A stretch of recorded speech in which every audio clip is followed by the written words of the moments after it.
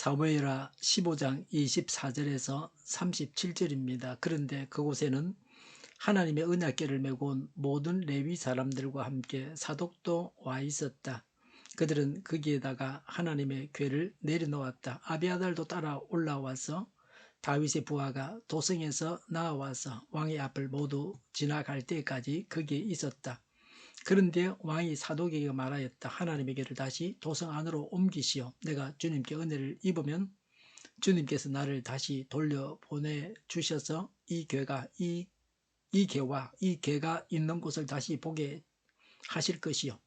그러나 주님께서 나를 싫다고 하시면 오직 주님께서 바라시는 대로 나에게서 이루시기를 빌 수밖에 없소. 왕이 또 제사장 사독에게 말하였다. 사독 제사장님께서는 성견자가 아니십니까? 성 안으로 평안히 돌아가시기 바랍니다. 제사장께서는 아비아달 제사장과 함께 두 분의 아들 곧 제사장님의 아들 아히마스와 아비아달 제사장의 아들 요나단을 데리고 가십시오. 두 분께서 나에게 소식을 보내올 때까지는 내가 광야의 나루트에서 머물고 있을 터이니 이 점을 명심하십시오. 그리하여 사독은 아비아달과 함께 하나님의 궤를 다시 예루살렘으로 옮겨 놓고서 그곳에 머물러 있었다. 다윗은 올리브산 언덕으로 올라갔다. 그는 올라가면서 계속하여 울고 머리를 가리고 슬퍼하면서 맨발로 걸어서 갔다. 다윗과 함께 있는 백성들도 모두 머리를 가리고 울면서 언덕으로 올라갔다. 그때 누가 다윗에게 압살롬과 함께 반역한 사람들 가운데는 아히도벨도 끼어 있다는 말을 전하자 다윗이 기도하였다. 주님, 부디 아히도벨의 계획이 어리석은 것이 되게 하여 주십시오. 다윗이 사람들이 하나님을 경배하는 산 꼭대기에 다다르니 아렉 사람 후세가 슬픔을 못 이겨서 겉옷을 찢고 머리에 흙을 뒤집어 쓴 채로 나오면서 다윗을 맞았다. 다윗이 그에게 말하였다. 그대가 나와 함께 떠나면 그대는 나에게 짐만 될 것이요.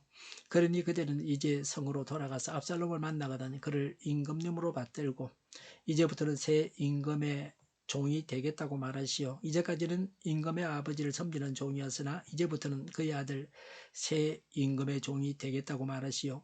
그것이 나를 돕는 길이고 아히도벨의 계획을 실패로 돌아가게 하는 길이요. 그곳에 가면 두 제사장 사독과 아비아달이 그대와 합세할 것이요. 그러므로 그대가 왕궁에서 듣는 말은 무엇이든지 두 제사장 사독과 아비아달에게 전하시오. 그들은 지금 자기들의 아들 둘을 그곳에 데리고 있어 사독에게는 아히마아스가 있고 아비아달에게는 요나단이 있으니 그대들이 듣는 말은 무엇이든지 그들을 시켜서 나에게 전하여 주시오. 그리하여 다윗의 친구인 후세는 성으로 들어갔다. 같은 시간에 압살롬도 예루살렘에 도착하였다. 아멘. 다윗은 지혜롭게 일들을 처리했습니다. 사람들을 적절하게 잘 사용했습니다. 가장 믿을 만한 사람을 압살롬에게로 보냅니다. 그래서 압살롬의 사정을 손바닥 들여보듯이 합니다. 첩보전에서 압살롬은 다윗의 적수가 아니었습니다. 그리고 압살롬이 중요한 결정을 할 때에 방해하는 사람을 보내서 압살롬이 결정적인 때에 어리석은 결정을 하게 합니다. 사람을 지혜롭게 적절하게 배치하는 것은 수많은 군대를 거느리는 것보다 더 중요합니다. 다윗은 하나님의 손에 모든 것을 맡겼습니다. 24절부터 26절의 언약궤는 하나님의 임재의 상징이고 승리의 보장물입니다. 전쟁할 때 종종 언약궤를 앞세웠습니다. 그러나 다윗이 언약궤를 압살롬이 점령한 예루살렘으로 돌려보냈습니다. 이것은 신앙에서 비롯된 결정이었습니다. 다윗 자신의 죄를 도피하면서 언약궤가 자신과 함께 방황하는 것을 원하지 않았습니다. 언약궤가 어디에 있든지 하나님의 은혜가 있다면 다시 예루살렘으로 돌아간다고 확신했습니다. 하나님의 주권을 철저하게 인정했습니다. 하나님의 뜻이 무엇이든지 그 뜻대로 받아들이고 순종하겠다는 자세를 보여줍니다. 다윗의 신앙은 범죄를 통해 위기를 당했지만 다시 본 궤도에 오르게 되었습니다. 하나님의 징계를 신앙 회복의 기회로 삼아야 합니다. 27절에 왕이 또 제사장 사독에게 아비아달과 두 아들을 데리고 성 안으로 들어가라고 했습니다. 다윗은 사독에게 성견자라고 했습니다. 성견자는 관찰자라는 뜻입니다. 예루살렘에 남아서 압살롬의 동태를 파악해서 보고하라는 임무를 주었습니다. 다윗이 보낸 첩자였습니다. 다윗의 첩보전입니다. 모든 것을 하나님께 맡겼지만 그러나 자기가 할 일을 다 챙겨서 행하고 있습니다. 사람이 할 바를 하면서 그리고 하나님을 믿고 맡겨야 합니다. 28절에 그분께서 나에게 소식을 보내올 때까지는 내가 광야의 나루터에서 머물고 있을 터이니 이 점을 명심하시오. 29절에 사독은 아비아달과 함께 하나님의 궤를 다시 예루살렘으로 옮겨다 놓고서 그곳에 머물러 있었다. 30절에 다윗은 올리브산 언덕으로 올라갔다. 그는 올라가면서 계속하여 울고 머리를 가리고 슬퍼하면서 맨발로 걸어서 갔다. 다윗과 함께 있는 백성들도 모두 머리를 가리고 울면서 언덕으로 올라갔다고 했습니다. 백성들은 참으로 다윗을 존경하고 따랐습니다. 다윗은 자녀를 제대로 양육하지 못한 잘못을 회개하면서 울었습니다.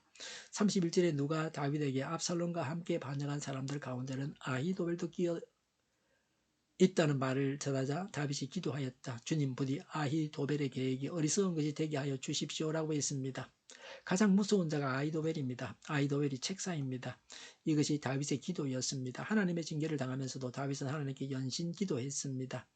화살을 쏘듯이 기도했습니다. 울며 기도하며 다윗은 피난을 갔습니다. 다윗은 구체적으로 기도했고 꼭 필요한 기도를 했습니다.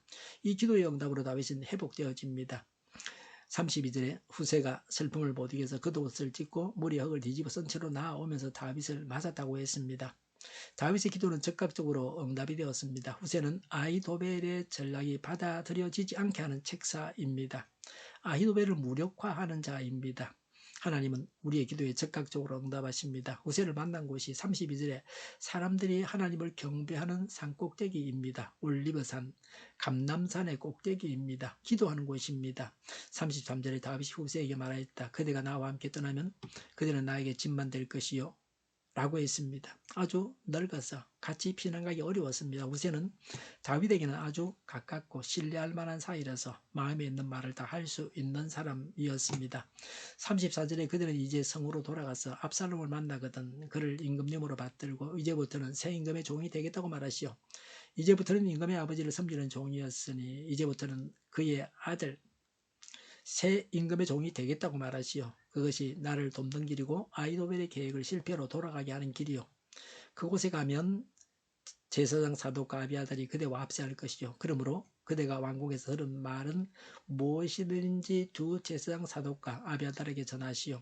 36절에 그들은 지금 자기들의 아들 둘을 그곳에 데리고 있어 사독에게는 아히마스가 있고 아비아달에게는 요나단이 있으니 그대들이 듣는 말은 무엇이든지 그들을 시켜서 나에게 전하여 주시오. 37절에 그리하여 다윗이 친구인 후세는 성으로 들어갔다. 같은 시간에 압살롬도 예루살렘에 도착하였다. 라고 했습니다. 정보전에서 다윗은 압살롬을 앞질렀습니다.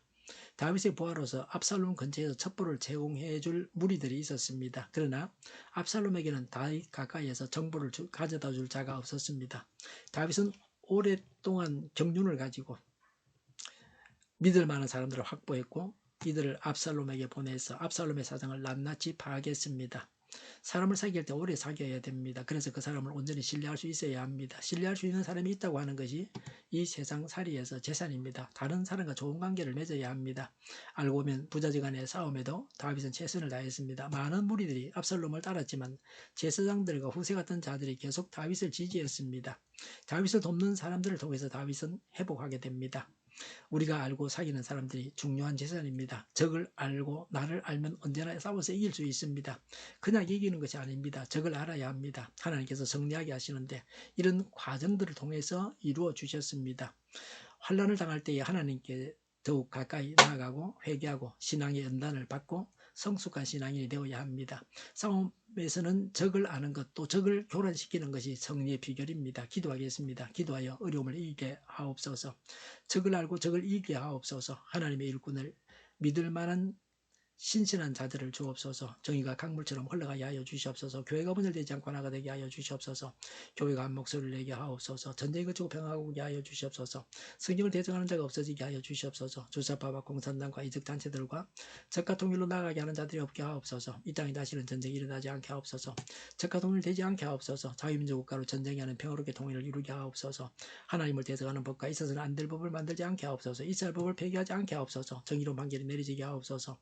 정치적 판결하는 자들과 악한 판결하는 자들이 사라지게 하옵소서. 일하는 자들이 정당한 대우를 받게 하여 주시옵소서.